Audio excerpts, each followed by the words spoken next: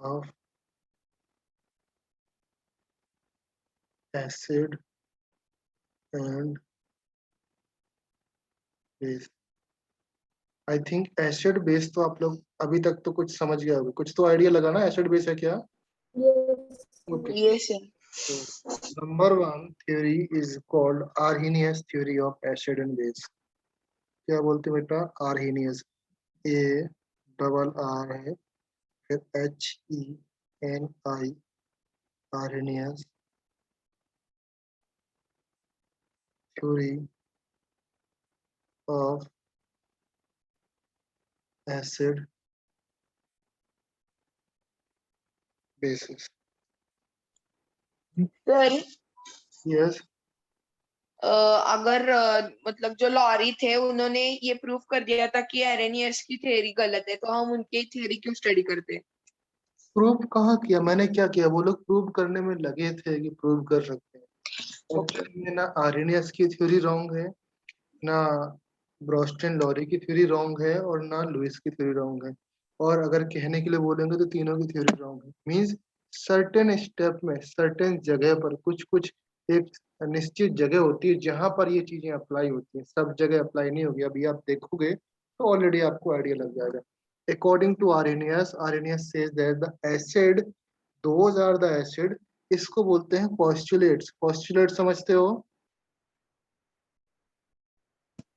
No sir. Postulates का meaning होता है, किसी को आइडिया है? पोस्टुलेट्स का मीनिंग होता है कुछ थ्योरी अकॉर्डिंग टू आर्हेनियस। जैसे मैंने बोला कि मैंने कुछ रूल्स दिए, वो मेरे रूल्स हैं, समझ गए? जरूरी नहीं कि वो सब जगह अप्लाई हो। समझे मेरी बात? रूल्स होते हैं, जैसे फॉर एग्जांपल आप लोग कॉन्स्टिट्यूशन जानते हो, संविधान, constitution yes sir. And rules भी जानते होगे। Yes sir. For example constitutions में कुछ रूल्स लिखे हैं, देज आर द, तो okay no problem, okay Om Patil you can go. Okay, so for example जैसे मैंने बोला कि कॉन्स्टिट्यूशंस में कुछ रूल्स लिखे हुए हैं, okay, so they are the rules and fundamental rules, वो आपको फॉलो करने ही पड़ेंगे। या basically we can say that they are the principles. Principle समझ में आता होगा, प्रिंसिपल मीन्स उनको कोई चेंज नहीं कर सकता, समझे, वो सब जगह वैलिड है। बट कुछ रूल्स होते हैं, रूल्स मीन्स जिसको आप चेंज कर सकते हो। फॉर एग्जाम्पल अगर आपका स्टेट, सेंट्रल गवर्नमेंट कुछ रूल्स बनाती है तो सब जगह अप्लाई होते हैं, बट वो रूल्स डिफरेंट डिफरेंट स्टेट में अपने सरकार जो गवर्नमेंट होती है वो अपने हिसाब से चेंज कर सकती है। ओके,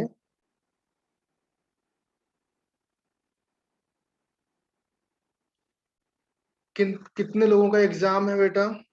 टेल मी, वेदित आपका एग्जाम है? रिमेम्बर, जो लोग जाना चाहते हैं जा सकते हो, but I will not repeat this lecture. फिर से मैं ये लेक्चर आपको नहीं समझाऊंगा, आपको वीडियो लेक्चर ही देखना पड़ेगा। पॉइंट समझ में आया? आप लोग बोलो सर ये लेक्चर समझ नहीं आया था, तो मैं ये लेक्चर रिपीट नहीं करने वाला हूँ। जिसको जाना है आराम से जा सकता है।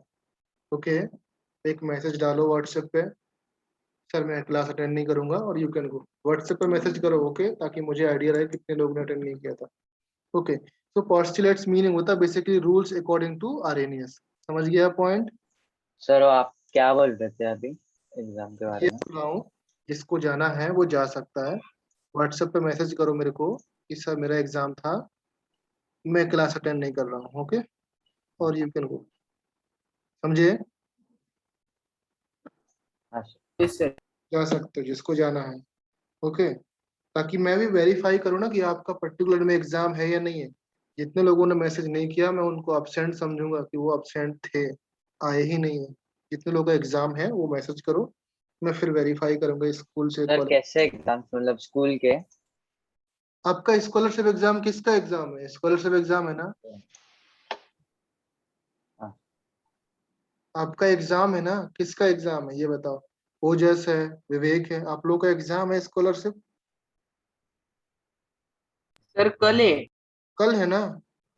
Yes sir. आज तो नहीं है ना? तो फिर ठीक है, अटेंड करो, कोई दिक्कत नहीं। कल है ना, कोई दिक्कत नहीं है। ओके सो चलिए स्टार्ट करो। According to Arrhenius said that the number one theory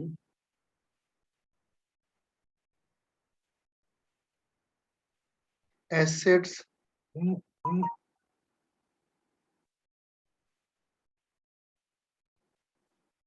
an acid substance which contain hydrogen. An acid is a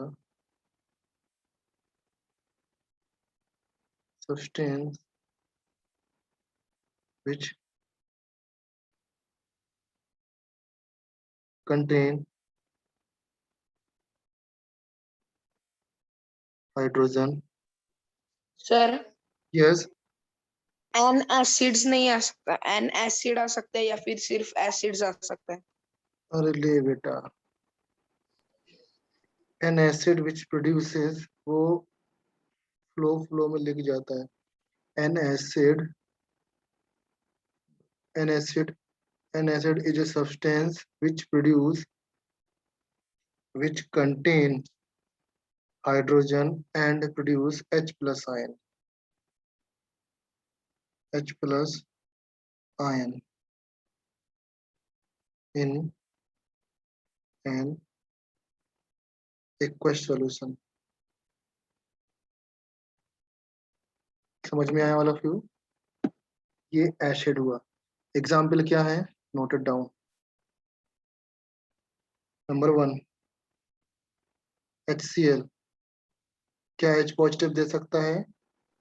Yes, sir. ये एसिड है। सेकंड वन H2SO4, क्या H पॉजिटिव दे सकता है? Yes. Yes sir. H positive देके आपका HSO4 negative बनाएगा, और फिर दैट HSO4 नेगेटिव ये भी आपका एक और H पॉजिटिव देगा, और प्लस साथ में SO4 O4 negative. Double negative होगा भी, राइट? ओके। ये आपका एसिड हो गया। सेम केस उसने बेस के लिए बोला। अभी मैं डेफिनेशन शॉर्ट में लिखूंगा, okay?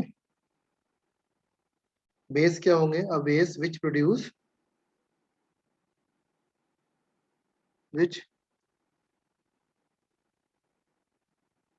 produces OH negative in aqueous solution, right? समझ में आया? Yes, sir.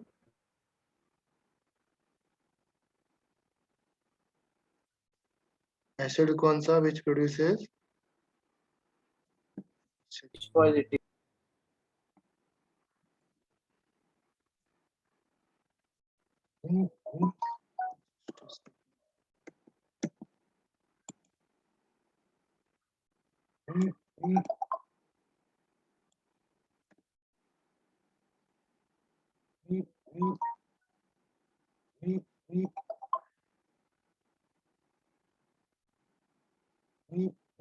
Example for this, I think आपको आइडिया होगा। NaOH बेस है,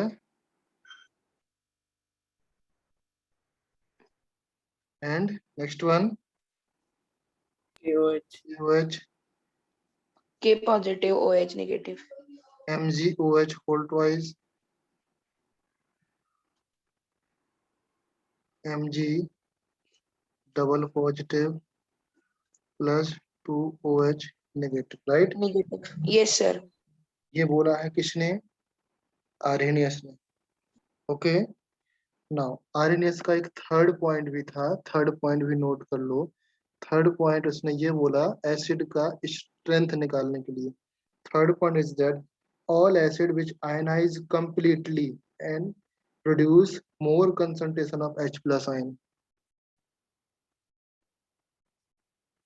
Ionize completely. Ionize completely and produces more concentration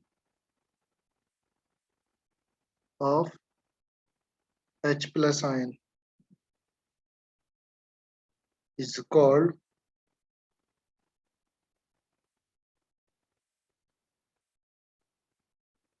strong acid. बात समझ में आया? Okay. Sir. And similarly, all acid which ionize partially and produce less concentration of H plus ion. Okay. जो partially ionize हो रहे हैं, partially ionize and produces less concentration of H plus ion. क्या बोलेंगे बेटा? Weak acid. समझ में आया? सेम फोर्थ पॉइंट का इसका एग्जाम्पल लिख लो, फिर फोर्थ पॉइंट पे आते हैं। एग्जाम्पल की बात करें हम लोग इस तरीके से लिख सकते हैं क्या इसको, जो HNO3 है ये क्या कंप्लीटली आयनाइज हो सकता है ना? तो जो एसिड कंप्लीटली आयनाइज होता है उसके लिए एक वन साइडेड एरो लगाते हैं, always remember H plus and NO3 negative. Clear है? सेकंड एग्जाम्पल CH3COOH, इसके लिए आप डबल साइडेड एरो लगाएंगे या रिवर्सिबल वाले एरो लगाएंगे, H positive and plus CH3COO negative. समझ में आया यहाँ तक? कोई डाउट तो नहीं है ना? Yes. सेम अगर Sir, but how can we find that it is strong or weak? Means strong और वीक मीन्स ये एक आयनाइज है completely, the highest from that. Practically है ये। और ऑलरेडी आपको आइडिया मैंने बताया ना कि जितने भी ऑर्गेनिक एसिड होते हैं 99% वो वीक एसिड होते हैं। जितने भी इनऑर्गेनिक एसिड होते हैं वो 90% आपके स्ट्रॉन्ग एसिड होते हैं। बट कोई भी ऐसा नहीं बोल सकता कि मैं 100% ऑर्गेनिक वाले वीक होते हैं या 100% इनऑर्गेनिक वाले स्ट्रॉन्ग होते हैं। बात समझ में आया? ओके। Yes, sir. तो नेक्स्ट आपका Yes, sir. पॉइंट है इसी सीरीज में वी कैन से दैट कि हम बेस भी निकाल सकते हैं सेम टू सेम।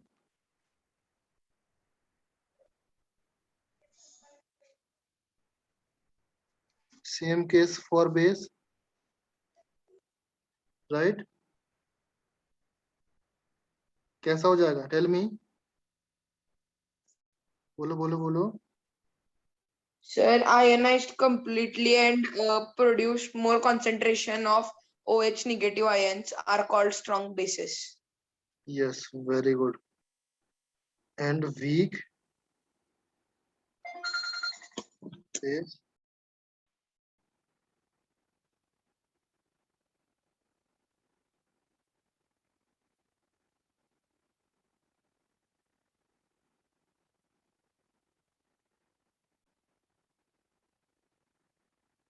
क्लियर है? नेक्स्ट वन, यहां तक समझ में आया? नाउ इसी का फिफ्थ नंबर पॉइंट है that is called neutralisation reaction. Neutralisation जो आपको बाद में काम आएगा। फिफ्थ पॉइंट यहाँ पर नोट डाउन कर लेना आप लोग। Fifth point neutralisation.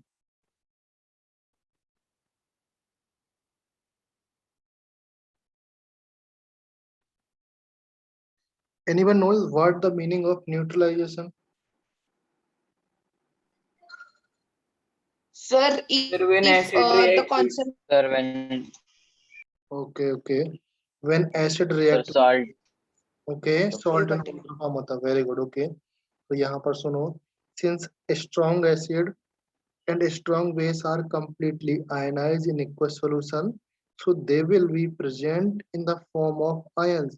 Basically, we can say that कि अगर strong acid है आपका and strong base है तो आपका एक salt बनेगा and salt will be in ions. Salt हमेशा ions में होगा because एक आपका strong base और strong acid का salt बना हुआ है। समझ में आया? नहीं समझे? Yes, sir. For example HCl है आपका और NaOH है, जब ये रिएक्शन कर रहा है strong acid and strong base है तो आपका NaCl बनेगा एंड H2O बनेगा। तो मेरा कहने का मतलब ये है, जो आपका ये Na रहता है ना, that is Na positive and Cl negative में रहेगा। समझ गए? Yes, sir. क्लियर है? नाउ यहाँ तक तो आपको समझ में आ गया होगा। नेक्स्ट, इसी के लिए अगर मैं बात करूं इसकी लिमिटेशंस, कौन कौन सी लिमिटेशंस होती हैं? अभी लिमिटेशन कोई बता सकता है? इतना सब कुछ देखने के बाद कोई लिमिटेशन समझ में आ रहा है आपको?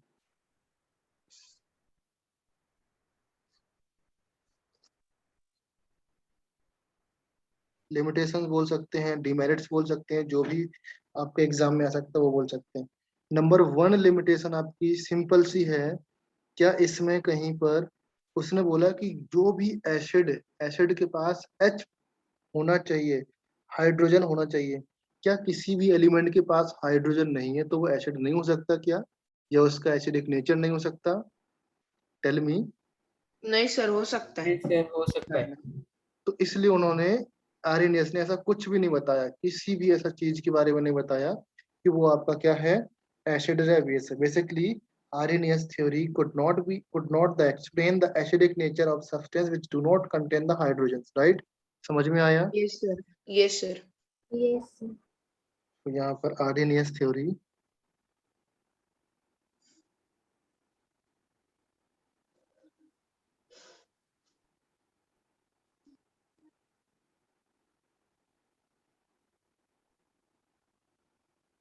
could not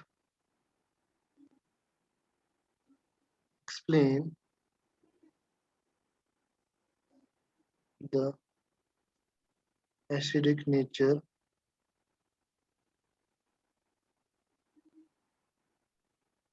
of substance which do not contain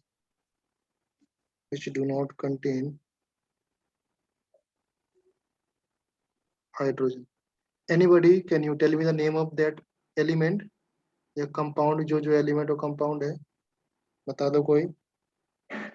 अगर ये लेट्स से CO2 आपका, CO2 sir, CO2 acidic, SO2, SO3। Very good, SO2, SO3, बहुत सारे एलिमेंट हो गए। समझ गए? नेक्स्ट आपका सेम कहानी हम बेस के लिए लिख सकते हैं। Yes sir, if OH negative group is not there, then we can't say that they are not base, but they are base still. Sir non Arrhenius बोलते हैं ना उसको? हाँ, नॉन आर्यनियस बोल सकते हैं, बट वो लिमिटेशन ही है ना आर्यनियस की। आर्यनियस ने नहीं बताया तो नॉन आर्यनियस बोल सकते हैं ना।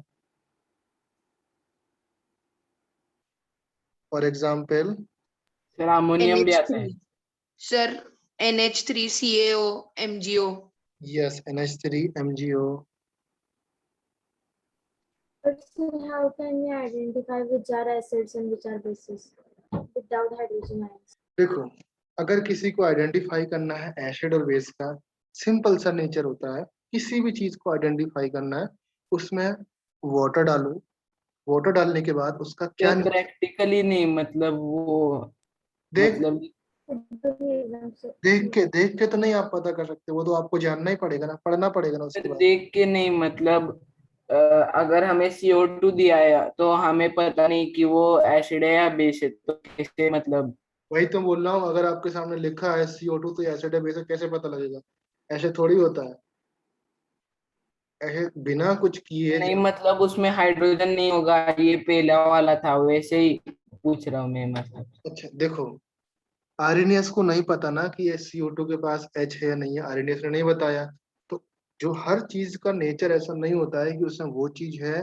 सपोज इसमें हाइड्रोजन नहीं है, यहाँ पर हाइड्रोजन नहीं है, बट इसका नेचर है, तो आर्यनियस को ये थ्योरी पहले रखना चाहिए था कि अगर इसमें ये नहीं है तो हमारा ये नेचर होगा या नहीं होगा। तो उसने ऐसा कुछ लिया नहीं, ऐसा जैसे हम बोलते हैं ना कि कुछ हमारे स्टैंडर्ड लेते हैं कि नहीं ऐसा नहीं तो ऐसा हो सकता है, ऐसा नहीं तो ऐसा हो सकता है, उसने कुछ स्टैंडर्ड लिया ही नहीं है इस तरीके से। तो वो स्टैंडर्ड जब तक लेगा नहीं उसको आइडिया लगेगा नहीं। और ये कैसे पता लगा कि CO2 एसिडिक है, ये एसिडिक है?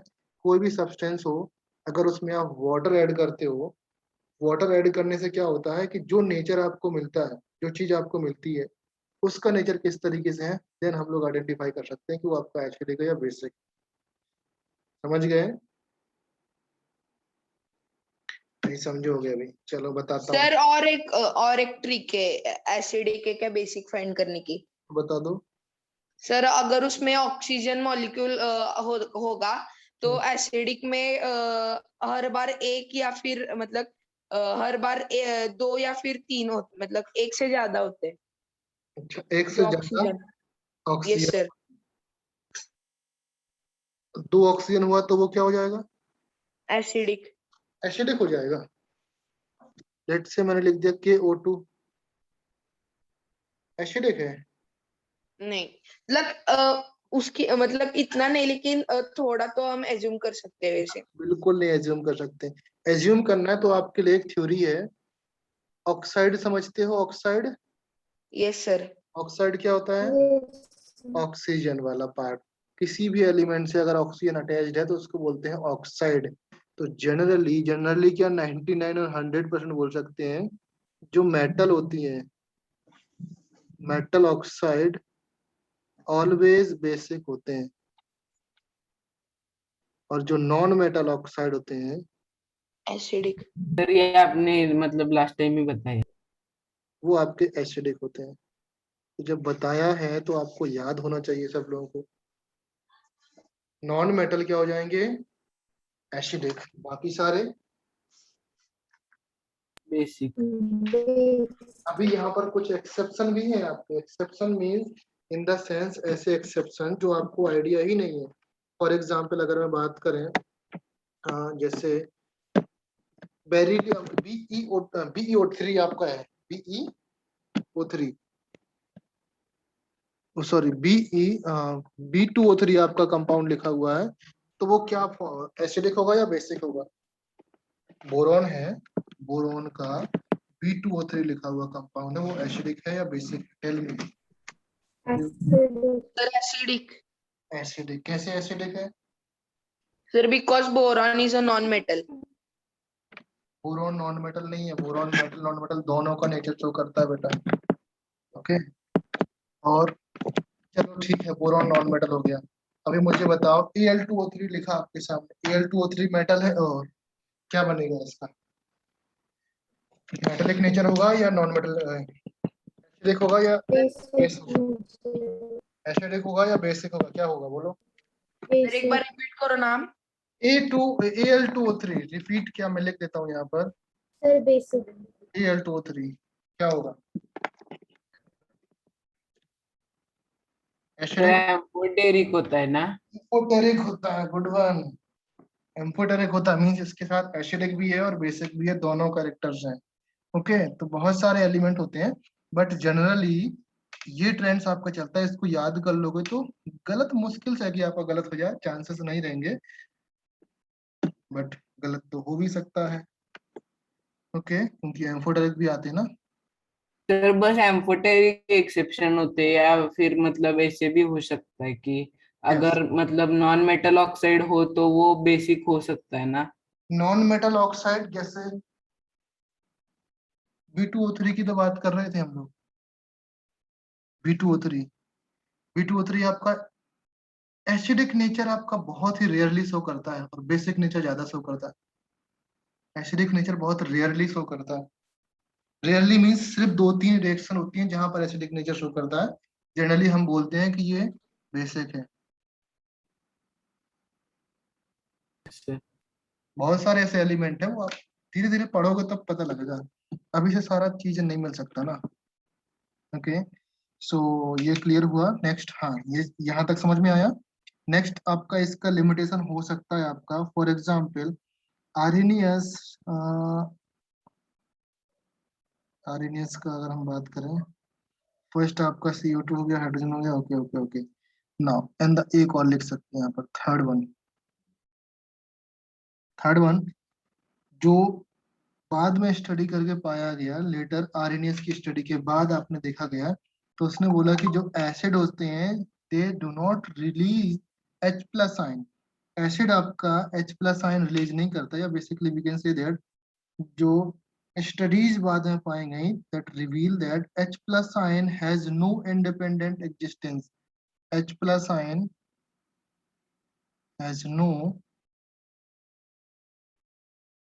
independent existence. Existence समझते हो क्या होता है? Yes, sir. क्या होता है बोलो? सर मतलब वो डिपेंडेंटली किसी पर तो एग्जिस्ट करता है, वो अपने आप इंडिपेंडेंटली नहीं रह सकता। यस, तो बेसिकली जो एग्जिस्ट करता है H plus ion that is H3O positive, इसके टर्म्स में एग्जिस्ट करता है। अकेला H प्लस आयन कभी नहीं रहता आपका। समझ में आया बात? Yes sir. Yes. ओके, जब ये चीज समझ में आया तो फिर ये वाली थ्योरी थी आर्यनियस को कॉन्ट्राडिक्ट कर रही थी। आर्यनियस ने क्या बोला था कि जो H प्लस देते हैं, तो H प्लस देने वाला तो कोई होता ही नहीं ना, H प्लस तो ऐसा एग्जिस्ट करता ही नहीं ना। समझ गए? H yes sir. प्रोड्यूस करता नहीं, तो ये थ्योरी उसको कॉन्ट्राडिक्ट कर रही थी। जो लेटर बाद में एक्सपेरिमेंटल वाला ये स्टडी पाया गया, तो ये मेजरली आपकी 3 लिमिटेशन है। बाद में और भी लिमिटेशन है जो जरूरत नहीं है आपके सिलेबस के according. Okay, now next second theory था इसका। सेकंड थ्योरी देखो, आर्यनियस पहले आए थे तो आर्यनियस की थ्योरी अलग है। आर्यनियस अराउंड अगर हम बात करें तो 80-84 के आसपास थे आर्यनियस। ओके, फिर बाद में आपके लुइस आते हैं, दैट इज 90-20 के आसपास ये लुइस थे। तो काफी 40 इयर्स के आसपास आपका आता है। लुइस और ब्रॉस्टन आते हैं तो उन्होंने सोचा कि नहीं, इसको तो हम इसका थ्योरी गलत करते हैं। जैसे कुछ मैं आज पढ़ा रहा हूँ आपको, आप बोलो नहीं सर मैं अच्छा ट्रिक जानता हूँ, तो कुछ दिन बाद आप मेरे से अच्छा ट्रिक बता के लाओ, या मेरे को ही उल्टा सिखाओ, नहीं सर ऐसा आपने बताया था वो तो गलत था उस टाइम पर, ऐसा कर सकते हैं हम लोग। वो भी हो सकता है, क्यों नहीं हो सकता? हो सकता कि नहीं? Yes, sir. जब आप बहुत पढ़ोगे तभी हो पाएगा, नहीं तो नहीं होता है। थ्योरी ऑफ एसिड बेस आपको इतना पढ़ना पड़ेगा कि मेरे से ज्यादा पढ़ना पड़ेगा, तब तो किसी चीज को काउंटर कर पाओगे ना, उससे ज्यादा आपको पढ़ना पड़ेगा ना। सो इसकी पॉस्टुलेट्स क्या थी? नंबर 1, एसिड में number 1 postulate is that the acid which donate कर रहे हैं प्रोटॉन, डोनेट प्रोटॉन, इन्होंने कोई नया चीज नहीं बता दिया था, नया तीर नहीं मारा था इन लोगों ने।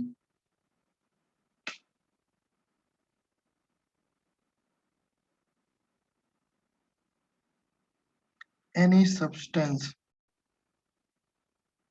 इन्होंने क्या बोला था? इन्होंने जस्ट ये बोला, जैसे फॉर एग्जांपल बोला कि एसिड जो प्रोटॉन रिलीज करता है to any substance, for example जैसे HCl लिया इन लोगों ने, तो बोला कि H पॉजिटिव रिलीज रिलीज किया ना इन्होंने, तो ये तो आपका प्रोटॉन हुआ ना, राइट? यही तो प्रोटॉन होता है ना। Yes, okay, yes sir. sir. ये प्रोटॉन किसी से जाके कंबाइन हो जाएगा, लाइक NaOH है तो आपके NaOH के OH नेगेटिव के साथ कंबाइन हो जाएगा। उन्होंने बोला कि उतना हमको जाना ही नहीं है, जो प्रोटॉन रीच कर सकता है दैट इज एसिड। सिंपल सी बात बोल दी इन लोगों ने। और रिलीज होके किसी दूसरे के साथ कंबाइन हो जाए उससे मतलब नहीं है, but release to any substance means proton donate करता है टू एनी सब्सटेंस, किसी को भी दे सकता है वो अपना प्रोटॉन, वो आपका एसिड हो जाएगा। सेम आपका बेस की डेफिनेशन दे दी इन लोगों ने। बेस क्या हो जाएंगे बेटा? विच सर रिलीज, क्या हो जाएंगे? सर जो न्यूट्रॉन रिलीज करते होंगे। नो, विच ओके एक्सेप्ट, हाँ मतलब वो डोनर है और ये एक्सेप्ट करते हैं। Accept proton, accept proton from any substance means किसी दूसरे सब्सटेंस से आपका एनी अदर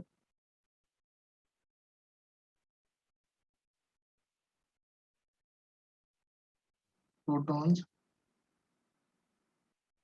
डोनर, किसी दूसरे डोनर से प्रोटॉन एक्सेप्ट कर लेते हैं। अभी आप सोचना, एग्जाम्पल दे रहा हूँ आप लोगों को, लाइक अमोनिया है, अमोनिया के साथ जो H पॉजिटिव HCl ने निकाला था वो इसके साथ एक्सेप्ट करके इसने बना लिया NH4 पॉजिटिव। इसने प्रोटॉन एक्सेप्ट किया। ओके, तो बेसिकली ये क्या हो जाएगा? Base. Base base. ये क्या है आपका? एसिड। Acid. समझ में आया? क्लियर है? नाउ ये इसके साथ साथ इसने एक और थ्योरी दे दी। थ्योरी क्या थी? Point number 4, point number 3। ये थोड़ा सा इंपॉर्टेंट पॉइंट है इसका कि the acid which losing proton produce a species which proton accept करने की टेंडेंसी रखता है, that is called a base and conjugate base. An acid on losing a proton, proton lose करने के बाद कुछ एक स्पीसीज प्रोड्यूस करेगा, प्रोड्यूसेस आ स्पीसीज। HCl का एग्जांपल लो, स्पीसीज क्या प्रोड्यूस करेगा? Cl negative which has proton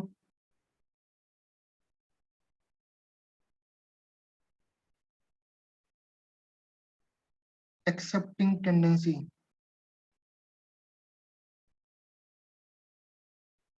समझ गया है?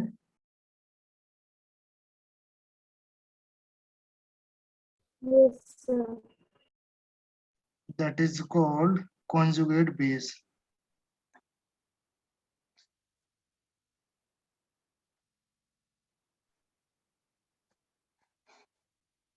सिमिलरली फॉर एसिड के लिए हो जाएगा। चलो हम लोग लिखते हैं HCl है आपके सामने। इसने H पॉजिटिव एक्सेप्ट की, H पॉजिटिव निकाला मींस प्रोटॉन डोनेट किया। प्रोटॉन डोनेट करने के बाद क्या बचा? स्पीसीज Cl नेगेटिव बची। ओके, इस Cl नेगेटिव की टेंडेंसी होगी कि H पॉजिटिव को एक्सेप्ट करे, राइट? Yes. ओके, तो H पॉजिटिव पे एक्सेप्ट करके ये आपका क्या बना लेगा? HCl। HCl। तो Means it is a temporary base. It is in the tell me आप इस तरह की सोचो, मैं जो बोल रहा हूँ। Can say it is a temporary. अब पहले एक बात, आपकी आवाज नहीं आ रही क्लियरली, पहले मेरी बात सुनो आप।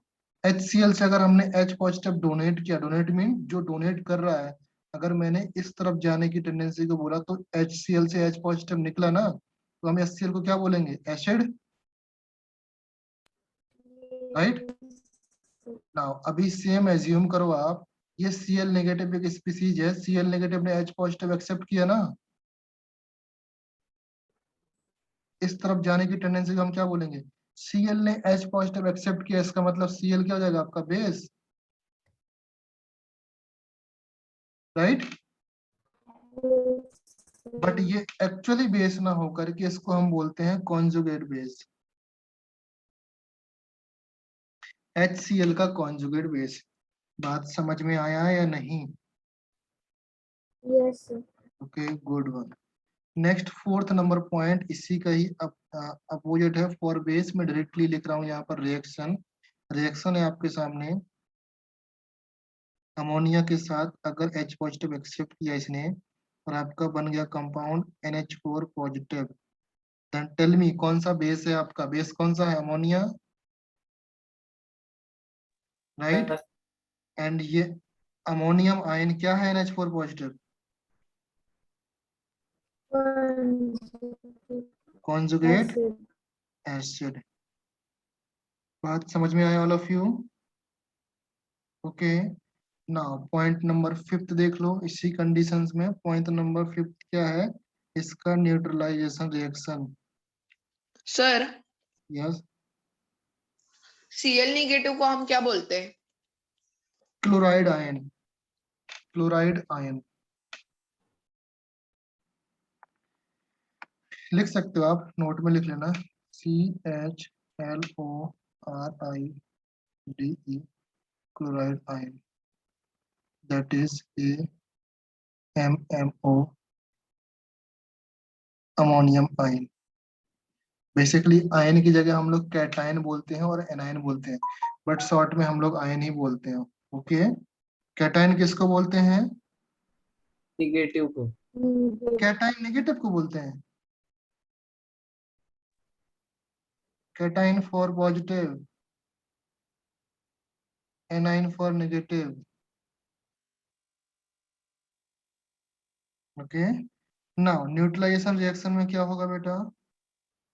एसिड और बेस रिएक्शन कर रहे हैं। लेट्स से मैं आपके सामने यही एसिड देता हूँ, HCl और NH3। जब ये रिएक्शन करेंगे आपका कंपाउंड बनेगा NH4 positive and plus Cl negative, right? तो आपका जो HCl है ये तो आपका हो जाएगा acid, and this one is base, base, this one acid. किसका एसिड है? Sir cation. कॉन्जुगेट एसिड बोलेंगे ना हम लोग इसको, हाँ यस सर, क्या कॉन्जुगेट एसिड। एंड ये कॉन्जुगेट बेस। बेस। बेसिकली इसका और इसका पेयर है। ओके, एंड इसका इसका पेयर है। समझ गए? ओके, जो मेरिट्स इसकी हैं सेम मेरिट्स आरएनएस की मेरिट थी, वही सेम मेरिट्स इसकी हैं। इसने क्या एक बता दिया, इसने बस एक पॉइंट बोल दिया कि जो H पॉजिटिव दे सकते हैं, मतलब वहां पर अमोनिया एक्सेप्शन था ना, यहाँ पर इसने अमोनिया को एक्सेप्शन से हटा दिया। पॉइंट समझ में आया आपको? हाँ सर। ओके, इतना रहे। अगर इसकी मेरिट्स लिखना हो आपको तो क्या क्या पॉइंट लिखोगे मेरिट में? सॉरी, डीमेरिट में। Demerit means limitation.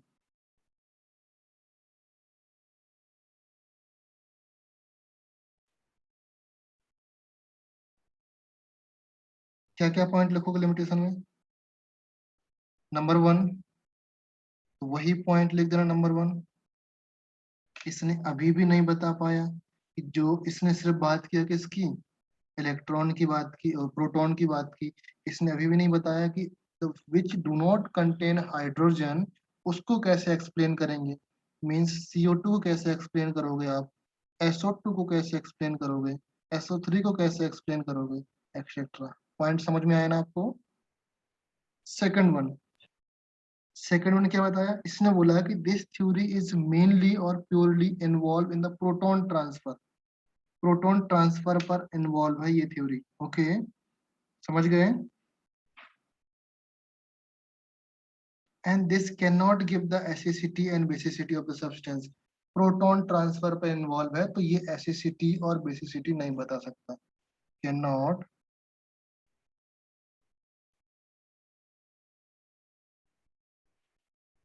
Give acidity और बेसिसिटी। एसिडिटी और बेसिसिटी समझते हो आप लोग? हाँ सर। क्या होता है बोलो?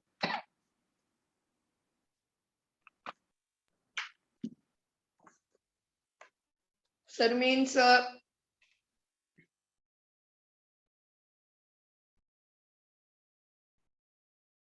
टेल मी, बोल दो, बोलो बोलो बोलो।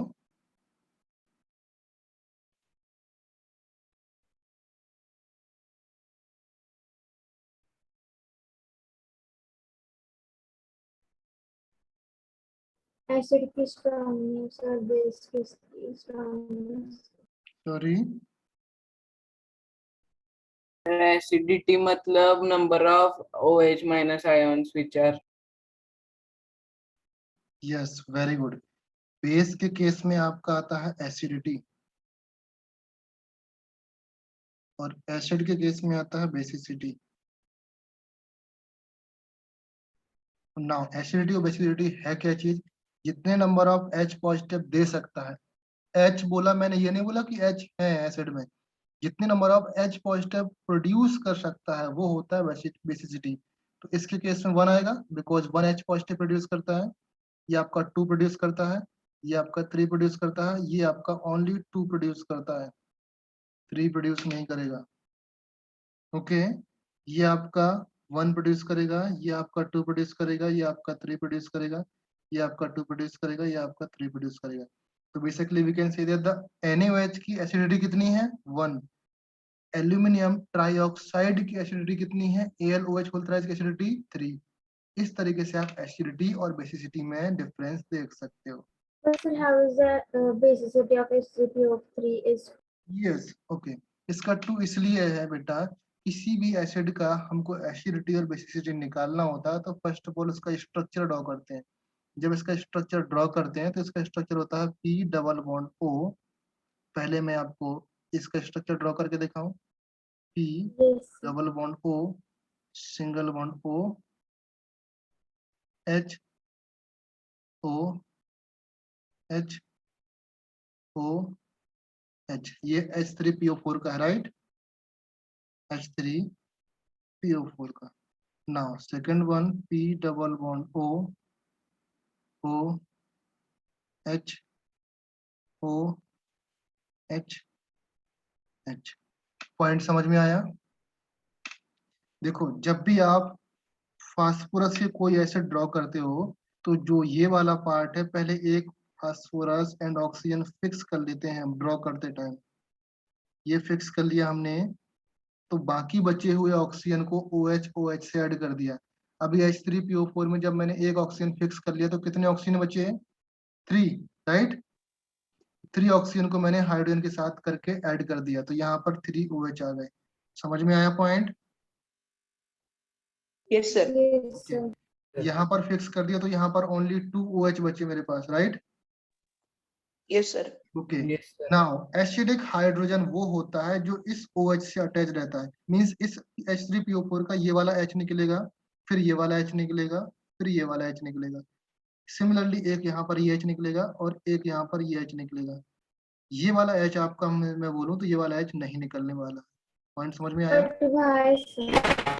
वाई? बिकॉज फास्फोरस और ऑक्सीजन का, फास्फोरस और हाइड्रोजन का इलेक्ट्रोनेगेटिविटी ऑलमोस्ट सेम रहता है। इलेक्ट्रोनेगेटिविटी समझते हो?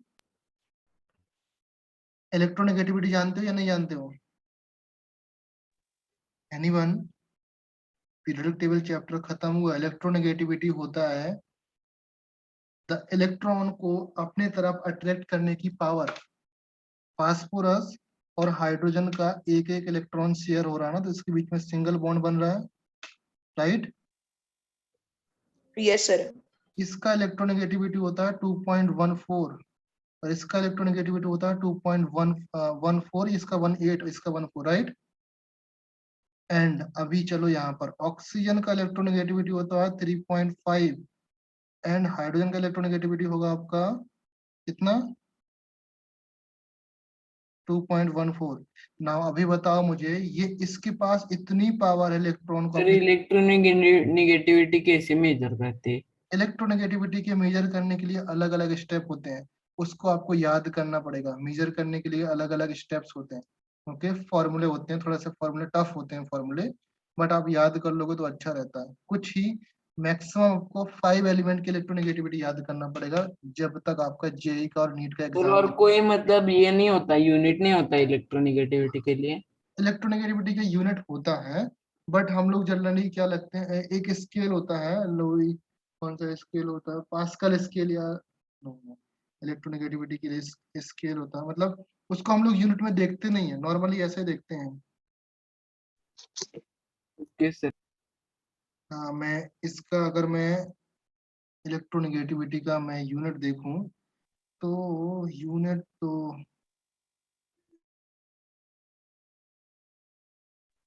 यूनिट क्या हो सकता है इसका?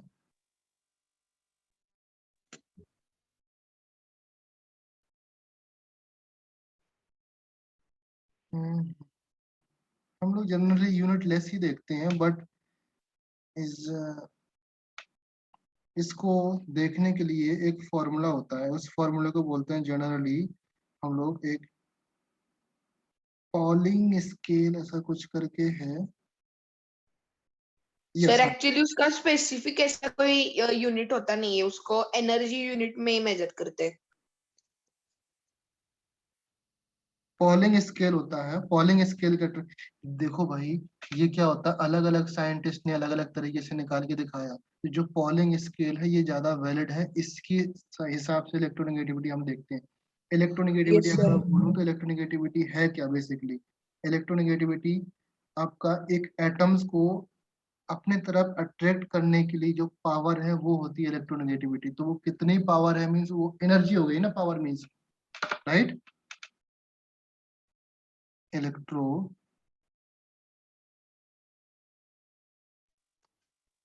नेगेटिविटी क्या हो गई? Ability to attract shared electron to itself. Shared बोल सकते हो और नहीं भी बोल सकते, बेसिकली इलेक्ट्रॉन बोल सकते हो।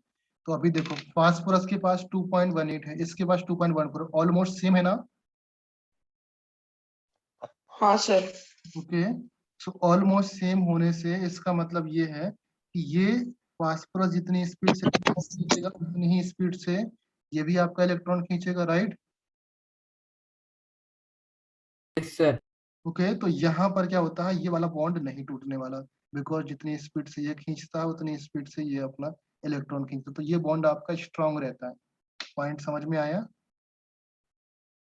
ओके, नाउ अभी देखो इस केस में देखो यहाँ पर होता क्या है, ऑक्सीजन की इलेक्ट्रॉन नेगेटिविटी ज्यादा होती है तो ये वाला इलेक्ट्रॉन शिफ्ट हो जाता है टुवर्ड्स ऑक्सीजन की तरफ। मीन्स जो यहाँ पर इलेक्ट्रॉन था अभी वो इलेक्ट्रॉन एक यहाँ पर हो गया, दूसरा यहाँ पर हो गया इलेक्ट्रॉन, और हाइड्रोजन अभी तक यहाँ पर आ, तो हाइड्रोजन क्या करता है, इससे अच्छा है मेरे पास कुछ नहीं तो मैं अलग ही निकल जाऊं, बाहर रह लूंगा अकेला H+ बन के। तो हाइड्रोजन बाहर निकल जाता है H+ के टर्म्स में। बात समझ में आया? Yes sir. Yes, sir. Oxygen इसलिए निकाल देता है बिकॉज ऑक्सीजन की इलेक्ट्रोनेगेटिविटी ज्यादा रहती है, तो हाइड्रोजन का इलेक्ट्रॉन भी अपने तरफ खींच लेता है। ओके, इसलिए निकल जाता है। ये सब जगह अप्लाई कर सकते हो कहीं थ्रू आउट द पूरा केमिस्ट्री में। ओके, तो यहाँ तक समझ में आया? इसका बेसिसिटी 2 है आपका, क्यों है मैंने एक्सप्लेन कर दिया। Okay, now yes sir. Second, इसका लिमिटेशन हो गया। सेकंड ही देखते हैं, थर्ड देखो अभी, the Lewis theory of acid and base. Third theory है आपकी लुईस एसिड बेस थ्योरी। जब लुईस एसिड बेस थ्योरी आती है तो लुईस आपके आते हैं अराउंड 1930 के आसपास। तो इन्होंने भी सोचा कि ऊपर की दो थ्योरी उनको गायब करें, बट ऐसा नहीं कर पाए।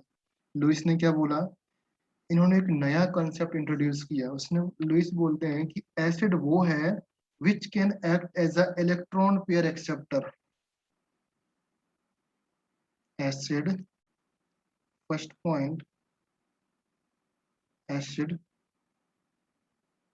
विच can act as a electron pair acceptor. बात समझ में आया? Okay, or we can say that the molecules or ion that associated with shortage number of electrons means जिसके पास इलेक्ट्रॉन डिफिशियंसी होती है, इलेक्ट्रॉन डिफिशियंट मॉलिक्यूल। बात समझ में आया? एग्जाम्पल देखो, फॉर एग्जाम्पल मैंने लिखा BF3, चलो BF3 छोड़ दो, H पॉजिटिव, इसके पास कितने नंबर ऑफ इलेक्ट्रॉन्स है? इलेक्ट्रॉन्स कितना है, नंबर ऑफ इलेक्ट्रॉन्स, बोलो बोलो जल्दी बोलो। Number of Zero. इलेक्ट्रॉन्स 0 ना? Yes, sir. तो ये 2 इलेक्ट्रॉन्स एक्सेप्ट कर सकता है, Mm, तो इसका yes. फर्स्ट ऑर्बिट कंप्लीट हो जाएगा, दैट मीन्स ये आपका एक एसिड है। Okay, now BF3, tell me इसके लास्ट सेल में कितने इलेक्ट्रॉन्स हैं? जब आप BF3 का स्ट्रक्चर बनाओगे इस तरीके से, बी एफ एफ एफ आपको दिख रहा है एक इलेक्ट्रॉन यहाँ पर है, एक इलेक्ट्रॉन यहाँ पर है, सेकंड इलेक्ट्रॉन यहाँ पर है, सेकंड यहाँ पर है इसका, ये थर्ड यहाँ पर, ये थर्ड यहाँ पर। कैन यू एक्सप्लेन कि इसके पास एक इलेक्ट्रॉन, इसके पास ओनली 6 इलेक्ट्रॉन है ना, यस सर। तो ये 2 इलेक्ट्रॉन्स और रख सकता है अपने तरफ, यस। राइट। जब 2 इलेक्ट्रॉन रख सकता है तो यहाँ पर 2 इलेक्ट्रॉन्स कौन लेके आएगा, कोई भी इसको 2 इलेक्ट्रॉन दे सकता है, खाली है ना, तो वी कैन से दैट ये भी आपका लुईस एसिड है। समझ गए। सिमिलरली आप एक और एग्जांपल लिख सकते हो, AlCl3। AlCl3 का स्ट्रक्चर क्या बनेगा, Cl Al Cl Cl। इसके पास भी एक खाली जगह है, राइट। ये भी आपका एक लुईस एसिड है। बात समझ में आया। बेस की बात क्या कही है उसने, second point, that says that the base is a substance which can act as a electron pair donor.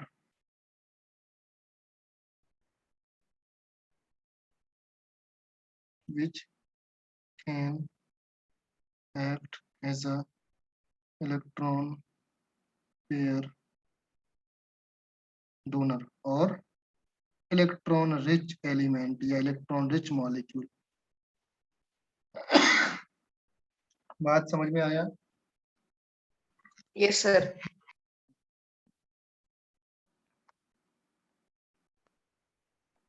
Now here OH negative, कभी भी किसी भी चीज के ऊपर नेगेटिव साइन लगा हो इसका मतलब समझ लेना वो लोन पेयर है। तो यहाँ पर लोन पेयर है देने के लिए इसके पास,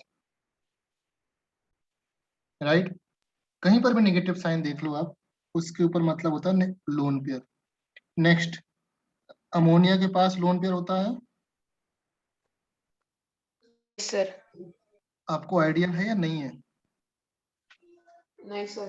नहीं, मैं बताता हूँ। अमोनिया के लास्ट सेल में कितने इलेक्ट्रॉन्स होते हैं, 7 होता है एटॉमिक नंबर। हाँ। 2 5 बनेगा। वैलेंसी कितनी है इसकी, 3। 3। जितनी वैलेंसी होती है उतने ही बॉन्ड बना पाता है। मैक्सिमम इसकी 3 वैलेंसी है तो कितना 3 बॉन्ड बनाएगा। तो नाइट्रोजन ने क्या किया, 3 बॉन्ड बनाया। नाइट्रोजन ने 3 बॉन्ड बनाया, एक इलेक्ट्रॉन इस हाइड्रोजन को दे दिया, एक इलेक्ट्रॉन इस हाइड्रोजन के साथ, एक इलेक्ट्रॉन इस हाइड्रोजन के साथ। तो लास्ट सेल में कितने इलेक्ट्रॉन्स थे, 5 ना। तो कितने बच Yes. गए, 2 बच गए ना इसके पास। हाँ। ओके, तो यही आपके बन जाते हैं लोन पेयर। जो इलेक्ट्रॉन बॉन्डिंग में पार्टिसिपेट नहीं करते वो बन जाते हैं लोन पेयर। इसको ऐसा गोल गोल बना के उसमें रखते हैं इस तरीके से। ओके, तो ये आपका लोन पेयर बच गया। ओके, तो जो भी इलेक्ट्रॉन पार्टिसिपेट नहीं करते हैं वो लोन पेयर में आ जाते हैं। तो अमोनिया आपका एक एग्जाम्पल है लोन पेयर का, राइट। ओके, नाउ अगर हम बात करें फॉर एग्जाम्पल, जैसे एक एग्जाम्पल और है आपका H2O। ऑक्सीजन के पास भी लोन पेयर है, 2 लोन पेयर है यहाँ पर, तो ये भी आपका एक एग्जाम्पल है। समझ में आया ना। हाँ सर। ओके, तो ये पॉइंट हो गया यहाँ तक। इसका थर्ड पॉइंट आप लिख सकते हो like neutralization reaction. Third point आपका न्यूट्रलाइजेशन रिएक्शन क्या होगा इसमें, जो आपका H प्लस है, न्यूट्रलाइजेशन में H plus when reacted with NH3 that form. अभी H प्लस NH3 के साथ रिएक्शन कर रहा है, तो अभी अमोनिया के साथ मैंने 2 लोन पेयर बताए ना, तो ये 2 लोन पेयर किसको देता है, H को देगा। तो आपके पास कंपाउंड क्या बनेगा, H। NH4। H को दे दिया इसने लोन पेयर, तो आपका इस तरीके से NH3 बन जाएगा। और जब लोन पेयर दे दिया किसी ने तो उसके ऊपर पॉजिटिव चार्ज, तो बेसिकली अमोनिया के ऊपर पॉजिटिव चार्ज और नाइट्रोजन के ऊपर पॉजिटिव चार्ज। इस पूरे कंबाइंड फॉर्म को हम लिखते हैं NH4। समझ गए। Yes sir. ये पूरा कंबाइंड फॉर्म होता है NH4। तो अभी आपको समझ में आ रहा होगा कि जो अमोनिया है, अमोनिया का एक 3 तो आपके सिंगल सिंगल हाइड्रोजन है, right.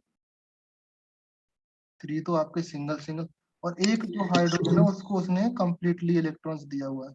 Yes Jai Sindh, any doubt. No sir, by mistake. So एक हाइड्रोजन को उसने 2 इलेक्ट्रॉन दे दिया है एंड इस पर आपका पॉजिटिव चार्ज आ गया। समझ में आया। Yes sir. तरीके से अमोनिया का स्ट्रक्चर हो गया।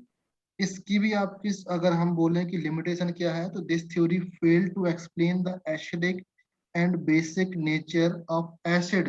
मींस इसने तो जनरली एसिड का ही, जो एसिड होते हैं उसको नहीं बता पाया। इसने बोला theory explain the acidic and basic nature of journal acid. Journal acid means जिसके पास लोन पेयर नहीं है, तो वो तो वो बता ही नहीं पाएगा कि वो लोन पेयर है कि नहीं है। Yes sir. जैसे HCl है, अभी यहाँ पर आपको लोन पेयर नहीं दिख रहे होंगे, तो बता ही नहीं पाएगा ना कि एसिड या बेस है। ओके, तो जिस ओके। लोन पेयर नहीं है तो उसको बताए, एक्सप्लेन नहीं कर पाए। Similarly this theory could not explain the neutralization reaction that involving a salt and water। इसका न्यूट्रलाइजेशन रिएक्शन भी इन्वॉल्व नहीं कर पाया। तो ये थ्योरी यहाँ पर आपकी खत्म होती है, तीनों थ्योरी। कभी भी एग्जाम में क्वेश्चन आए तो आपको सॉल्व कैसे करना है बताता हूँ। सर और I have a doubt. क्या बेटा बोलो। Sir, means if acid does not contains H plus ions and the base does not contains means oxygen, so how can they do the neutralization reaction? Neutralization reaction doesn't mean that कि आपका salt और water बने। Neutralisation reaction का मतलब ये होता है acidic behaviour रखने वाला स्पीसीज प्लस बेसिक बिहेवियर रखने वाली स्पीसीज जब आपकी रिएक्शन करती है तो आपका सॉल्ट बनेगा। यहाँ तक ही न्यूट्रलाइजेशन रिएक्शन वैलिड रहती है। वाटर अगर पॉसिबल होगा तो आपका वाटर बनेगा, नहीं पॉसिबल होगा तो आपका नहीं बनेगा। मे बी कोई और सब्सटेंस बन सकता है। एक्चुअल में ये डेफिनेशन होती है न्यूट्रलाइजेशन रिएक्शन की। बात समझ में आया? Yes, sir. सर और एक डीमेरिट है ना डीमेरिट्स किसका? लुईस थ्योरी का।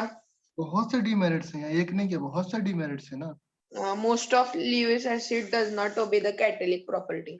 यस, तो देखो जैसे मैंने बोला आपका, चलो एक आपको एग्जांपल देता हूं मैं। क्या आपको बताओ, ये एल्यूमिनियम जो आपका Al2O3 है, एसिड है या बेस है? एम्फोटेरिक है। इसका मतलब ये आपका एसिड की तरह और बेस की तरह, दोनों की तरह बिहेव कर सकता है, राइट? Yes sir. ये NaOH तो प्योरली बेस है। अभी देखो बेस और बेस, ये तो बेस बेस हो जाएगा, फिर तो रिएक्शन उतना अच्छा से इफेक्टिव होगा नहीं न्यूट्रलाइजेशन रिएक्शन। तो क्या करता है, इस केस में ये एसिड की तरह काम करता है। बात समझ में आया? एसिड की तरह काम करेगा तो आपका कंपाउंड बनेगा NaAlO2 प्लस आपका वाटर बनेगा। अगर आपको बैलेंस करना है, देन यहाँ पर 2 लिख दिया, यहाँ पर 2 लिख दिया, तो 2Na हो गया, 2Al 2 3 2 5 हो गया, 2 2 4 5 आपका बैलेंस हो गया। समझ में आया?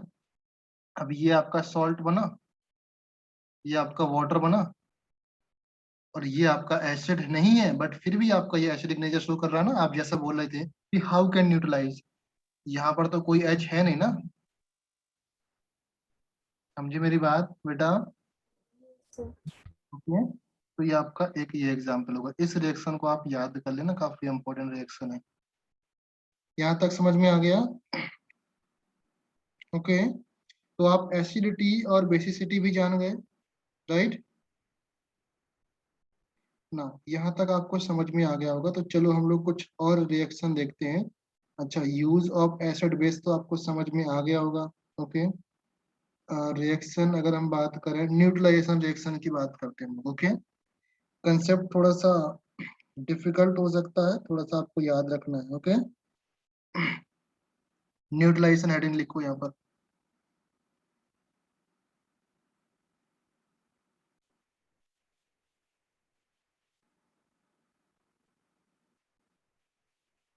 मैं स्लोली कवर कर रहा हूँ बिकॉज काफी लोग में भी छुट्टी पे हैं आज। ओके, तो बेसिकली न्यूट्रलाइजेशन रिएक्शन में होता क्या है? Anyone tell me? सर हमें मतलब न्यूट्रलाइजेशन रिएक्शन में जो मतलब अगर जिस कंपाउंड में या फिर किसी भी चीज में अगर एसिड उसमें ज्यादा है तो उसको न्यूट्रल बनाने के लिए हम जो अमाउंट नीडेड है बेस का वो ऐड करते हैं. Okay. Basically, in this reaction, acid and base to form in salt and water. Basically, neutralization reaction होता क्या है? Salt, sorry, acid plus base मिल करके salt और water form करता है. Plus lots of amount of heat release करते हैं. ये point भूलना नहीं है, आप लोग भूल जाते हो. Yes. You told that H2 is formation of H2O is not important. H2 is not important, but हम लोग क्या होता है ना, न्यूट्रलाइजेशन रिएक्शन में हम लोग जनरली लिखते हैं H2 इम्पोर्टेंट नहीं है, मींस जरूरी नहीं है कि हर रिएक्शन में आपका वाटर निकले न्यूट्रलाइजेशन रिएक्शन में. ओके, बट मैं जो बात बताने जा रहा हूँ थोड़ा सा उसके लिए उसका बैकग्राउंड रेडी कर रहा हूँ मैं, कि आपका यहाँ पर वाटर निकलता है. समझे पॉइंट? एक्चुअली में जो न्यूट्रलाइजेशन रिएक्शन होती है वो यहाँ से लेकर के यहाँ तक होती है बेटा, एंड हीट आपकी कंपलसरी है, उसमें हीट निकलेगा ही निकलेगा. समझे? सर हीट को हम एरो करके लिखते हैं ना ऊपर. नहीं, हीट को नहीं लिखते एरो करके, वो गैस को एरो करके लिखते हैं. ओके. पॉइंट समझ में आया? Acid base sir. रिएक्शन करके आपका सॉल्ट बनेगा प्लस हीट निकलेगी. वाटर आपका मे बी पॉसिबल हो सकता है बनेगा या नहीं बनेगा. बात समझ में आया? कभी कभी एक्चुअली में होता क्या है बेटा, वाटर बनता है बट आपको दिखता नहीं है, वो हीट के फॉर्म में बाहर निकल जाता है, तो वाटर भी न्यूट्रलाइजेशन रिएक्शन में बनता है. बट एक्चुअली रिएक्शन इतनी फास्ट होती है ना कि वो हीट के फॉर्म में या स्टीम बन के बाहर निकल जाता है, तो हम लोग लिखते नहीं है. बट वाटर भी एक इंपॉर्टेंट सब्सटेंस है जो इस रिएक्शन में बनता है. तो जब रिएक्शन में बनता है और बाहर निकल जाता है तो हम लोग शो नहीं करते. और शो नहीं करते जब रिएक्शन में मैंने लिखा ए प्लस बी रिएक्शन करके आपका एस बनाता है एंड वाटर बनाता है, और वाटर मैंने लिखा नहीं, तो आप सोचोगे सर तो वाटर बना ही नहीं इसमें. नहीं, वाटर बनता है बट वो हीट के फॉर्म में बाहर निकल जाता है. समझ गए? यस. ओके, सो यहाँ तक क्लियर है ना हो. अगर हम बात करें the relative quantity of acid and base, अगर हम लोग किसी का भी एसिड और बेस का रिएक्शन कराते हैं न्यूट्रलाइजेशन रिएक्शन, दैट मींस यहाँ पर हीट लिबरेट होती है. और हीट लिबरेट कैसे होती है और किस पे डिपेंड करती है? दैट डिपेंड्स ऑन, किस पे डिपेंड करती है? H plus and OH ion concentration. शायद अभी आप कुछ समझ पा रहे होगे. जितना H plus and OH ion concentration निकलेगा उस पर डिपेंड कर रही है. H प्लस और OH आयन कंसंट्रेशन पर डिपेंड करती है आपकी हीट. समझ में आया? क्लियर हुआ ना? Yes, sir. सर. ओके, सो यहाँ तक समझ सर में एक एग्जांपल दो. एग्जाम्पल दो. एग्जाम्पल जैसे हम बोलते हैं NaOH. कभी आपने NaOH देखा एंड H2SO4, जब इसकी रिएक्शन यस होती सर. है आपका Na2SO4 फॉर्म होता है, प्लस आपका वाटर निकलता है, एंड यहाँ पर lots of amount of heat निकलती है. हीट मींस आप हीट ऐसे बोल सकते हो एनर्जी, या तो बहुत जिस सब्सटेंस में रिएक्शन हो रही होती है वो बीकर पूरा गर्म हो जाएगा. समझ गए? तो आपसे पता लग गया ना कि यहाँ पर हीट हो रही है. कभी भी एसिड डालना है NaOH में, तो वो जहाँ पर जिस वेसल में आप रिएक्शन कर रहे हो वो गर्म हो जाएगा, इसका मतलब हीट निकल रही ना. Yes sir. ओके, तो ये रिएक्शन एग्जाम्पल हो गया. नाउ आपने देखा यहाँ पर कि, सर एक डाउट है. हाँ बोलो. सर NaOH में जो OH निगेटिव ये होते हैं वो कहाँ चले जाते हैं? NaOH में जो OH नेगेटिव होता है वो कहाँ चले जाते हैं? चलो, ये Na positive plus OH negative plus H2 का लिखते हैं हम लोग 2H positive plus SO4 double negative. ये आपका एसिड वाला पार्ट है और ये आपका बेस वाला पार्ट है. जब रिएक्शन करेगा इससे आपका फॉर्म होगा Na पॉजिटिव, वो भी 2 plus SO4 double negative plus H positive plus OH negative. अभी देखो यहाँ पर ध्यान से देखो, H पॉजिटिव किधर गया आपका? ये Na पॉजिटिव यहाँ पर ले लिया हमने 2, तो यहाँ पर 2Na हो गया एंड 2OH नेगेटिव हो गया, right? Yes sir. Yes. 2Na आपके ये वाले जो 2Na हैं ये कहाँ पे गए? इसके साथ कंबाइन हो गए. किसके साथ? ये वाले Na आपके कंबाइन हो जाते हैं SO4 के साथ, राइट? Yes sir. कॉम्बिनेशन बन गया। अभी क्या बचा आपके पास 2H positive and 2OH negative, 2H positive and 2OH negative, ये दोनों आपस में कंबाइन होगा।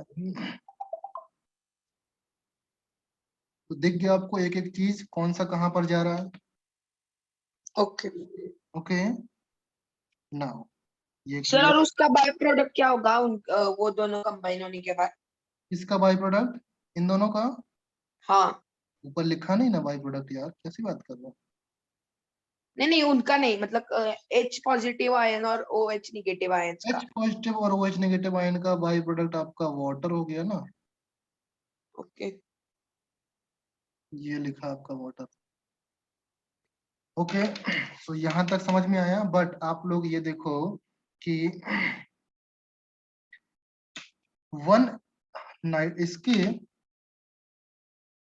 इसके कितने मोल लगे आपको रिएक्शन कराने के लिए, 2 मोल राइट। Yes sir.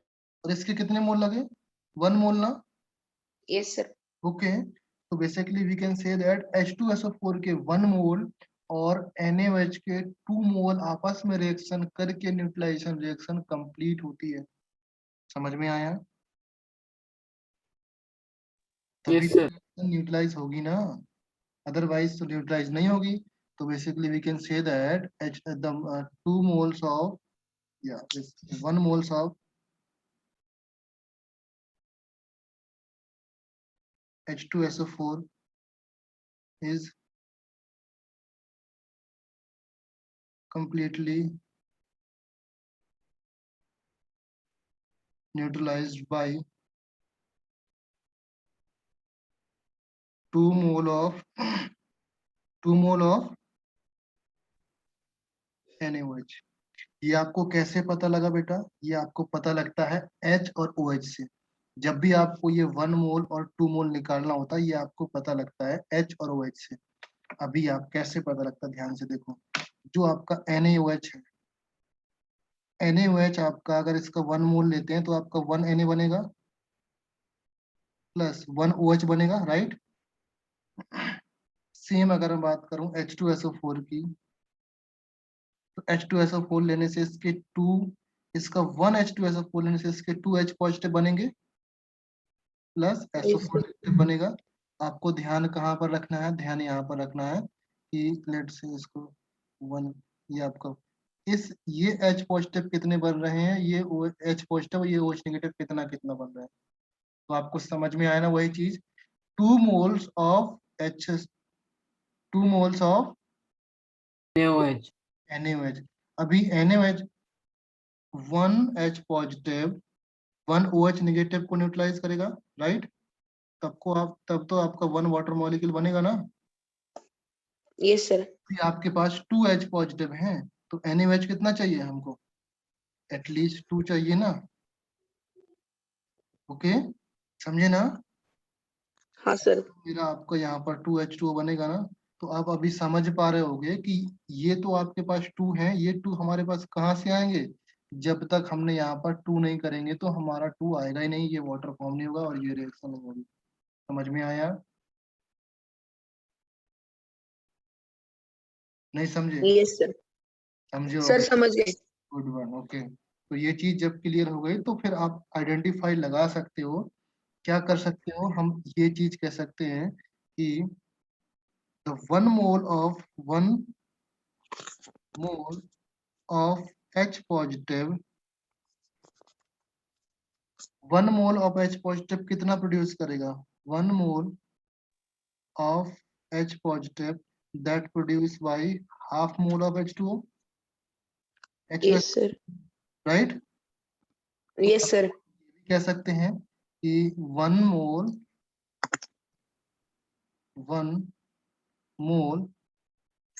NaOH इसको न्यूट्रलाइज करने के लिए हाफ मोल H2SO4 चाहिए।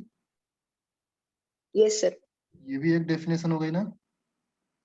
और we can say that for neutralizing 1 H2SO4 we need 2 mole of NaOH. Yes NaOH. ऐसे भी कह सकते हैं हम लोग। यहाँ तक पॉइंट समझ में आया? Okay yes sir. तो इसको बोलते हैं, इस चीज को बोलते हैं 1 इक्विवेलेंट। of H2SO4। पॉइंट समझ में आया? Yes sir. इस हाफ को नहीं बोला मैंने, हमने क्या बोला, इस पॉइंट से बोला कि जो भी एसिड अगर 1 मोल H पॉजिटिव देता है तो उसको हम बोलेंगे, क्या बोलेंगे, 1 इक्विवेलेंट। जो भी एसिड, शॉर्ट में मैं यहाँ पर लिखता हूं, जो भी एसिड अगर 1 मोल H पॉजिटिव देता है तो उसको हम बोलेंगे 1 इक्विवेलेंट ऑफ H2SO4। ये 1 इक्विवेलेंट ऑफ एसिड, राइट? समझ में आया? अगर हम बेस की बात करें तो बेस भी आ जाएगा, जो देता है 1 मोल OH negative, that is 1 equivalent of that base. समझ में आया? तो NaOH के कितने इक्विवेलेंट है यहाँ पर? 1 ना?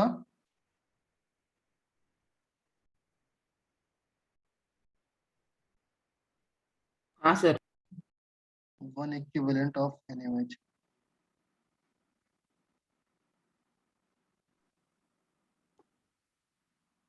ये पॉइंट समझ में आया ना सब लोग? Yes sir. ओके, सो अभी इस पॉइंट का एक इम्पोर्टेंट कंक्लूजन ये निकला, कंक्लूजन को मैं बॉक्स में बंद कर रहा हूँ। So you can always say that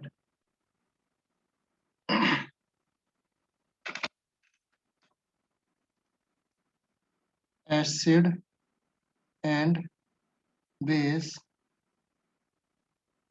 always react in their equivalent ratio। Point समझ में आया? Yes, sir. Okay, always react their equivalent ratio. Clear है ना? Yes sir. ओके, यहाँ तक पॉइंट समझ में आया होगा। चलो इसके बाद हम लोग अपने मोल कंसेप्ट पढ़ा किया थोड़ा बहुत। हाँ सर। मोलरिटी निकालना आता है? मोलरिटी MOLARIT आता है? हाँ सर। सर नहीं। नहीं आता है तो फिर सर आता है, वासु सर ने पढ़ाया है। यस, बताया होगा, लास्ट ईयर पढ़ाया होगा, बट नो प्रॉब्लम। इसको क्या करते हैं, मैं आपको थोड़ा सा एक्सप्लेन करता हूँ। ओके, मोलरिटी क्या चीज होती है, आप ध्यान से सुनो। What is molarity? ओके, जिस जो फर्स्ट टाइम देख रहे होंगे वो सिर्फ मोलरिटी देखो क्या चीज है। ओके, इस ईयर भी पढ़ाया है, पहला चैप्टर लगता है। अभी पढ़ा है क्या आपने? हाँ सर, पहला चैप्टर वही पढ़ा है। यस, वेरी गुड, तो अच्छा है फिर तो। So molarity is that tell me the definition of molarity. Sir, the amount of substance in a volume, like. Okay, before going to molarity मैं आपको सामने एक चीज बता देता हूँ, दैट इज कॉल्ड सॉल्यूशन। अभी थोड़ा स्पीड में, सॉल्यूशन में क्या क्या चीज होती है बेटा? एक सॉल्यूट होता है Solvent. एंड सॉल्वेंट होता है। सॉल्यूट वो चीज होती है जिसके नंबर ऑफ मोल्स लेस होते हैं। नंबर ऑफ मोल्स लेस होते हैं उसको बोलते हैं solute. Always remember, number of mole से ही आपको फाइंड करना है, सॉल्यूट होगा वो जिसके नंबर ऑफ मोल्स, जिसके नंबर ऑफ मोल्स ज्यादा होते हैं,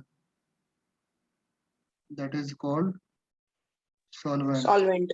जैसे फॉर एग्जांपल, मैं आपको एग्जांपल दूं, आपने क्या लिया, एक शुगर लिया, ओके, शुगर प्लस वाटर का मिक्सचर, तो यहाँ पर सॉल्वेंट क्या है? सर वाटर सॉल्वेंट है और सोल्यूट ये आपका शुगर है। ओके।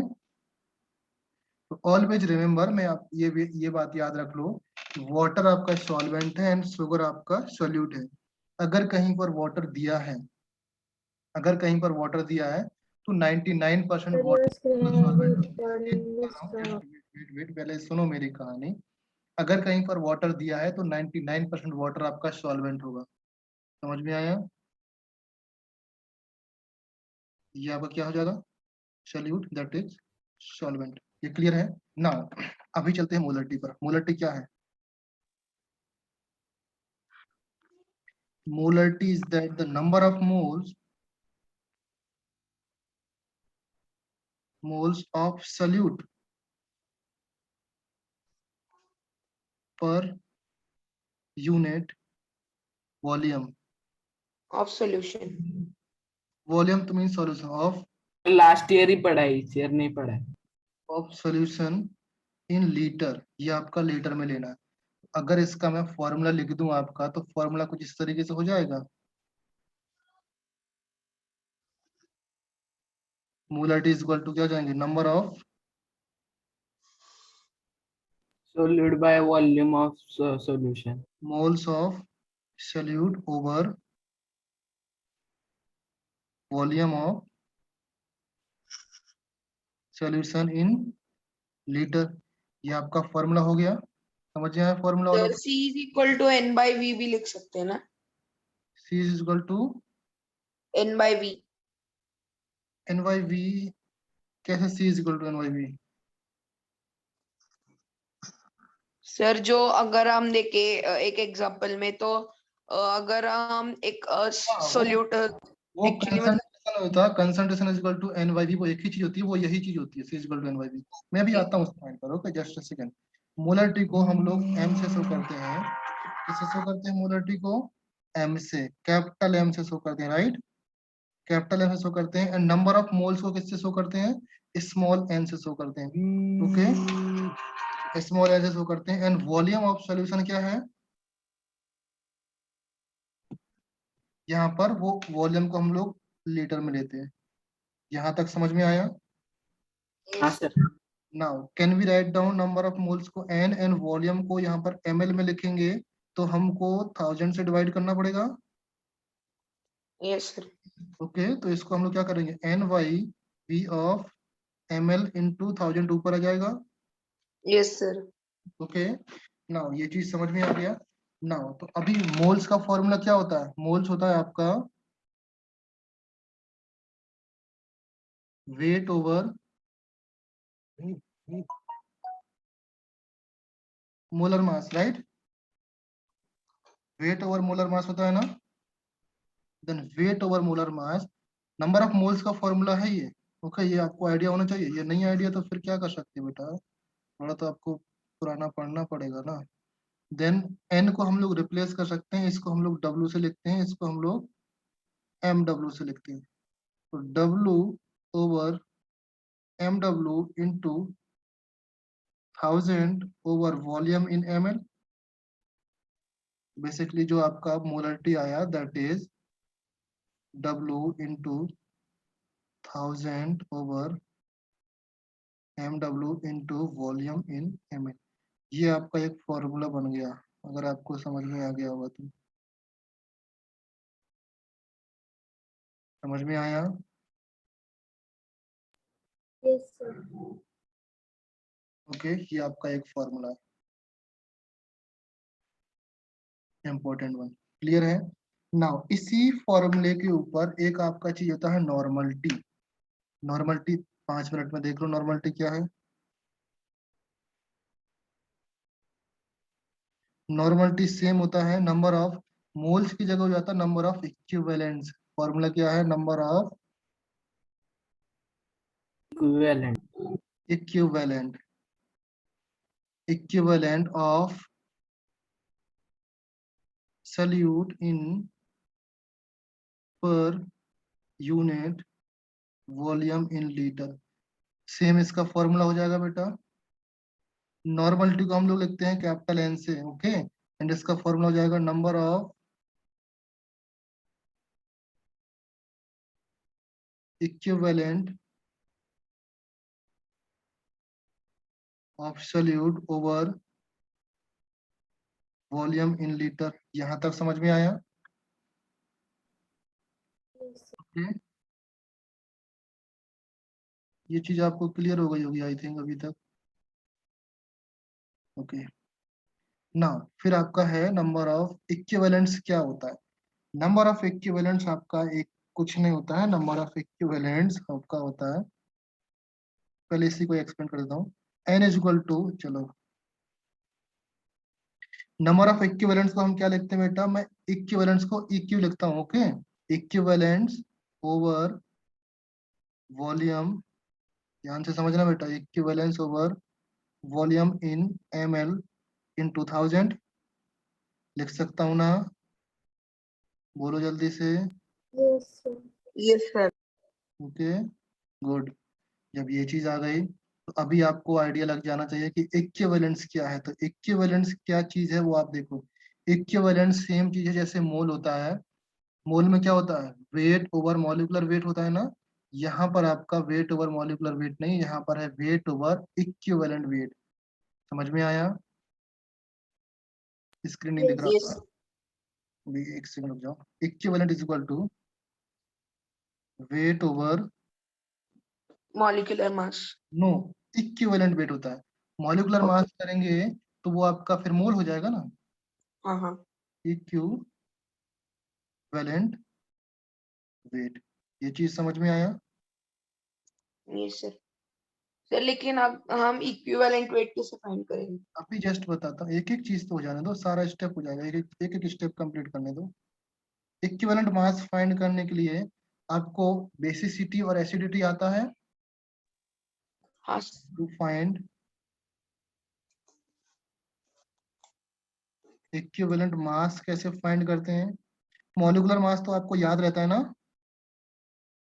Yes, sir. कैसे निकालते हैं मॉलिक्यूलर मास? सारे एलिमेंट का एटॉमिक मास से ऐड कर दो, ओके। इक्विवेलेंट मास क्या होता है? इक्विवेलेंट मास के लिए एक फॉर्मूला होता है, इक्विवेलेंट मास, इक्विवेलेंट मास बोल सकते हैं या फिर उसको इक्विवेलेंट वेट बोलेंगे, एक ही चीज है दोनों, ओके। शॉर्ट में लिखते हैं EW। EW is equal to होता है मॉलिक्यूलर वेट ओवर जेड। अभी बोलो जेड क्या है? जेड क्या है sir? Atomic atomic number. Number. No, Z आपका एटॉमिक नंबर नहीं है। Z is that called Z factor, इसको बोलते हैं जेड फैक्टर पूरा। जेड फैक्टर इज दैट, यहाँ पर लिख लो ब्रैकेट में, अगर एसिड हुआ तो the number of H ion, number of H ion given by N acid, वो होता है H पॉजिटिव। समझ में आया? आज स्क्रीन थोड़ा सा हरकत कर रहा है, just a second. Z factor is that the number of H ion given by N acid, okay. ये आपका एसिड के लिए हो गया। And the number of OH ion given by the base. का बेस के लिए हो गया। तो बेसिकली जेड फैक्टर को हम बेसिसिटी और एसिडिटी बोल सकते हैं ना, ये वही चीज तो होता है ना। इसके लिए आपका यस सर। बेसिसिटी होता है, इसके लिए आपका एसिडिटी होता है, राइट। देखो सबसे Yes, पहले sir. आप क्या निकाल सकते हो, जेड निकालो, किसी भी एसिड का जेड पता होगा आपको, तो आप जेड से डिवाइड, मॉलिक्यूलर मास में डिवाइड करके आपका इक्विवेलेंट वेट आ जाएगा, यस और no. Yes sir. Equivalent weight आ जाएगा तो आप इक्विवेलेंस निकाल लोगे, उसके सैंपल मास में डिवाइड करके यहाँ पर इक्विवेलेंट वेट का फॉर्मूला रख करके इक्विवेलेंस आ जाएंगे, right. Yes sir. Now equivalent जैसे आ गए तो इक्विवेलेंट का हम यहाँ पर वैल्यू रख के उसकी नॉर्मलिटी निकाल सकते हैं। Yes sir. वॉल्यूम आपको गिवन रहेगा ऑफ कोर्स, ओके। तो ये चीज समझ में आया। नाउ अभी एक चीज यहाँ पर और आपको ध्यान से समझो, जो आपका होता है, लेट से आपका नंबर ऑफ मोल, इसको हम क्या कर सकते हैं, इधर पर फॉर्मूले में, इस फॉर्मूले में इक्विवेलेंस है ना यहाँ पर, ध्यान से देखना बेटा। इस फॉर्मूले को मैं क्या कर सकता हूँ, equivalence is equal to weight over equivalent mass का फॉर्मूला, नीचे वाला मास यहाँ पर फॉर्मूला ओपन कर सकता हूँ, that is molecular weight by Z. Yes sir. कर सकते हैं ना। Yes sir. नाउ तो क्या हो जाएगा, weight over molecular weight into Z, right. Yes sir. Okay, और ये क्या होता है बेटा, number of moles, equivalent is equal to number of moles into Z. ये चीज आ गया आपका।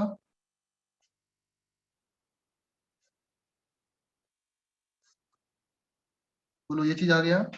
हाँ सर। अभी आपको क्या पता, देखो किसी भी चीज का नंबर ऑफ मोल्स पता है, आपको नंबर ऑफ मोल्स पता है, उसके जेड से मल्टीप्लाइड करके इक्विवेलेंट निकाल सकते हो। Yes sir. ओके, जब इक्विवेलेंट आ जाए तो आपको नॉर्मलिटी निकाल लोगे आप। Yes sir. ओके, नाउ अगर किसी का इक्विवेलेंट पता है तो उसके n इज इक्वल टू हो जाएगा equivalent by Z. Yes no? Yes, sir. Yes sir. और नॉर्मेलिटी किसके लिए यूज करते हैं, मतलब उसका एप्लीकेशन? नॉर्मलिटी और मोलरिटी दोनों एक कंसंट्रेशन का ही फॉर्म होता है। नॉर्मलिटी एंड मोलरिटी कंसंट्रेशन का ही फॉर्म होता है, बट स्टैंडर्ड अगर हम देखें तो वो नॉर्मलिटी यूज किया जाता है, बट ओल्ड, हाँ ओल्ड स्टाइल में आपका मोलरिटी भी यूज किया जाता था। समझ गए? नॉर्मलिटी से आप पता कर पाते हैं कि उसकी कंसंट्रेशन कितनी ज्यादा है, मींस उसमें एच आयन कितने हैं। इक्विवेलेंट हम लोग एच आयन से ही निकालते थे ना, याद करो, जस्ट ऊपर मैंने बताया था अभी, इक्विवेलेंट एच आयन का ही होता है ना, ये लिखा ना यहाँ पर। Yes, sir. ओके, तो हाँ सर। इक्विवेलेंट से हम डायरेक्टली रिलेट कर पाते हैं कि इसमें एच आयन कितने हैं।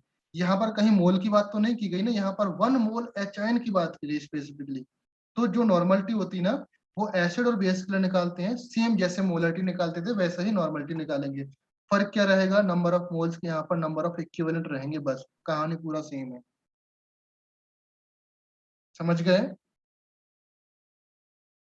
इस फॉर्मूले में आपका फॉर्मूला ये होता है, number of moles is equal to, ये number of moles is equal to ये वाला formula, number of molarity is equal to number of moles upon molarity volume, ये फॉर्मूला रहेगा।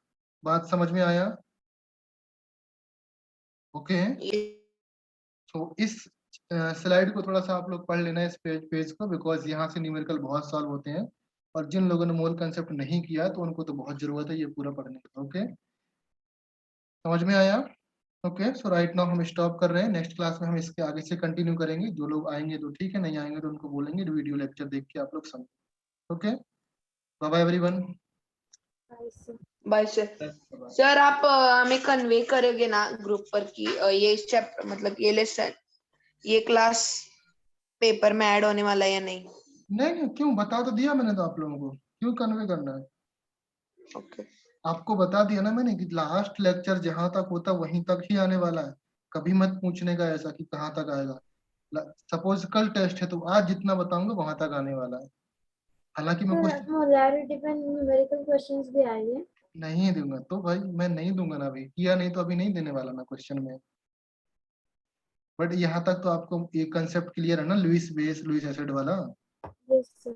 बस इतना, मोलरिटी का क्वेश्चन नहीं किया तो मैं मोलरिटी करवाने के बाद दूंगा ना।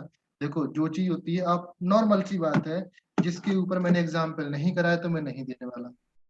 जब तक हम लोग प्रैक्टिस नहीं करेंगे किसी चीज की तो क्वेश्चन आप कैसे सॉल्व कर पाओगे? आप थोड़े ना वो क्या बोलते हैं, आइंस्टीन हो, इतनी जल्दी समझ जाओगे बिना कुछ प्रैक्टिस किए हुए। समझे? प्रैक्टिस कराएंगे, धीरे धीरे आप लोग समझोगे। ओके, डोंट वरी, मोलरिटी का क्वेश्चंस नहीं आएंगे, अगर प्रैक्टिस हो जाएगी तो आएगा। टेस्ट कब है? Sir So next next Tuesday. Tuesday.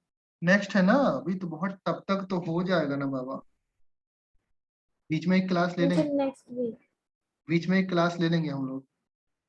Okay, sir. ठीक है सर। Okay, so now right now we are stopping. Okay, bye bye everyone, bye sir. Bye bye.